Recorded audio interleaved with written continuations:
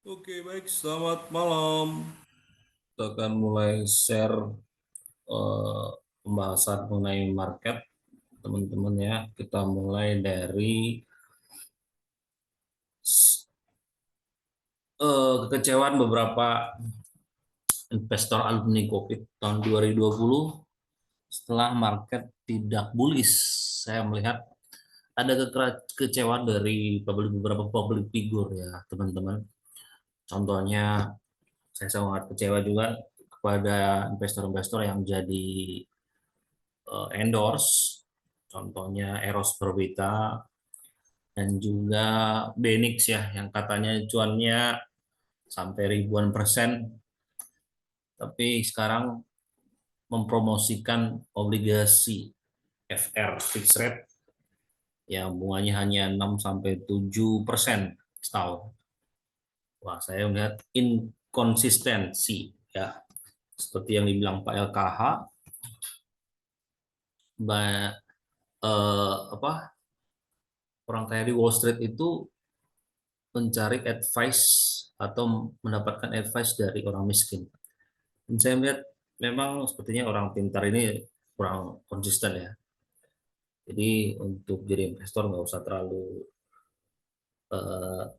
eh, terlalu pintar, yang penting konsisten dan sabar. Oke teman-teman, saya mau bahas mulai dari kondisi keuangan global dulu pada hari ini. Teman-teman bisa lihat ini kondisi harga BNB turun setelah eh, apa ya, lembaga keuangan Amerika Serikat mengatakan bahwa Binance melakukan pencucian uang 15 miliar dolar ya pada 2023 dan ketahuan. Saya nggak tahu apakah ini baru baru sadar sekarang ya, si siapa nih, si SIG ya Amerika, atau dia bego. Coba ya.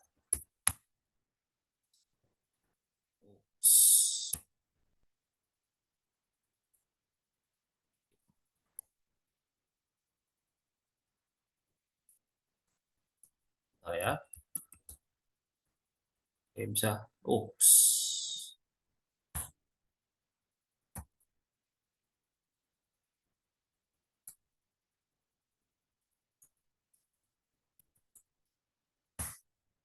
Oke, nah tadi sedikit ya, kita sempat buka dulu kondisi market.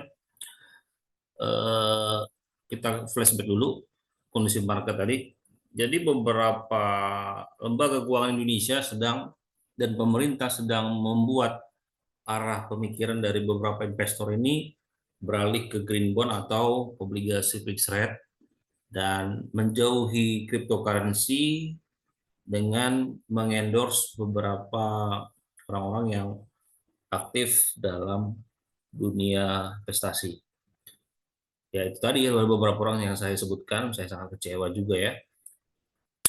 Nah, saya melihat obligasi ini, kalau dia obligasi pemerintah pasti nggak mungkin gagal bayar, cuman nggak tahu juga. Karena pada tahun 98 juga ada kasus pemerintah gagal bayar. Makanya ada bailout dan likuidasi dari beberapa bank.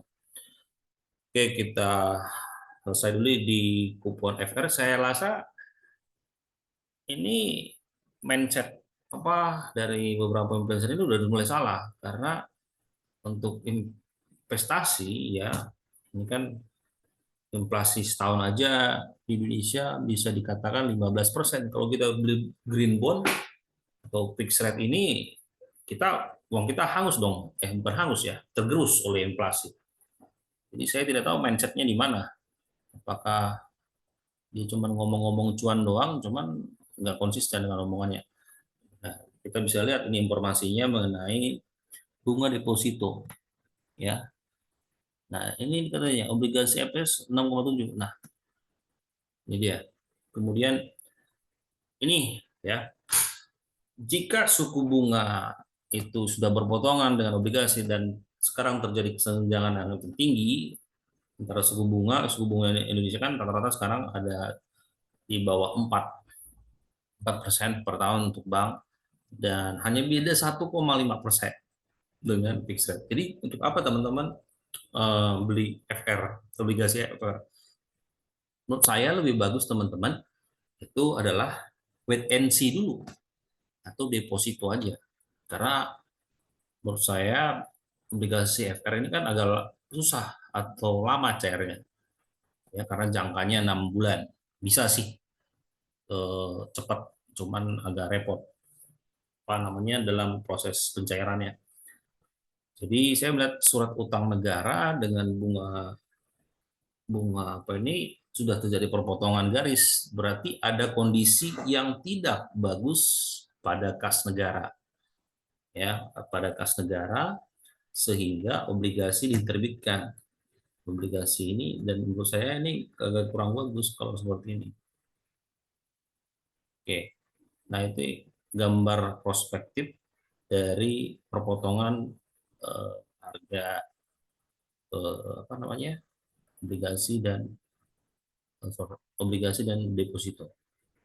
Oke, jadi itu tadi. Kemudian kita kembali ke market. Menurut pandangan saya seharusnya kalaupun disuap atau dikasih uang beberapa influencer ini harusnya dia mikir kan sambang lebih menjanjikan daripada obligasi FR. Ya, sambang dapat keuntungan yaitu dari bunga dan juga bukan bunga ya, dividen dan juga capital gain. Apakah sekarang dengan kenaikan dari beberapa saham ini yang udah mahal, udah mahal ya, menurut saya BBCA dan BRI ini pada yang cuan dari batu bara dan tambang-tambang lagi bingung, lagi mungkin lagi pegang cash di rekening masing-masing atau ya pegang cashnya masing-masing dan para penjual financial advice ini lagi menarik perhatian para pelaku pasar tadi yang sudah cuan dari komoditi. Apakah mau tarik ke saham, obligasi dan juga uh, uh, cryptocurrency ya. Jadi mungkin juga properti. Cuman rata-rata pegawainya itu dari tambang pasti usianya adalah 30 sampai 50 tahun. Jadi bisa teman-teman bayangin pegawai-pegawainya itu umurnya adalah eh, kelahiran tahun 70 sampai 90 ya. Oke, itu tadi. Oke, kemudian kita lihat dulu dari ini. Kita pause dulu kondisi marketnya. Oke. Nah, ini harga BNB-nya turun ya setelah berita news yang dikeluarkan oleh SEC Amerika Serikat. Nah, saya tetap konsisten pada saham-saham yang sedang jatuh, ya, sedang jatuh. Karena ini kan kalau kita lihat PTPP atau ADI atau Wika ini kan lagi dihantam oleh berita-berita yang jelek, ya teman-teman.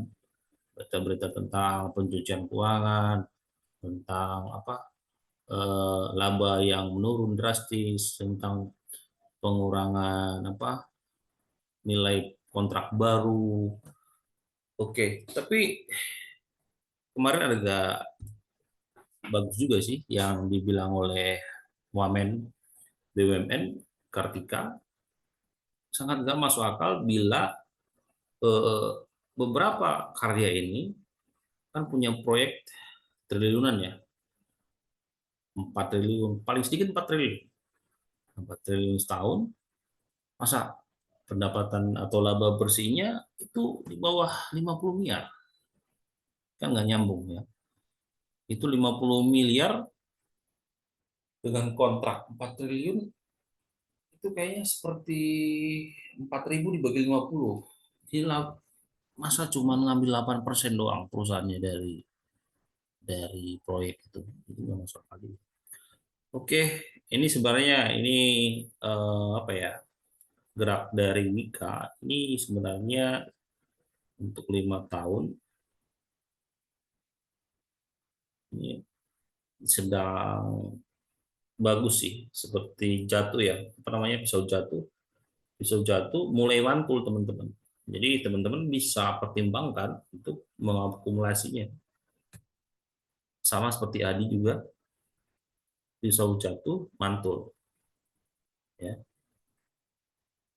Jadi ini momentum ini sangat jarang teman-teman. Kalau teman-teman lihat apa sektor-sektor batu bara, mungkin patulannya itu hanya sementara sifatnya. Oke, sebentar. Nah, ini dia. Ini pada mulai mantul. Ini momentum yang bagus. Terlihat juga dari broker summary-nya ya. Saya lihat dulu broker summary-nya dari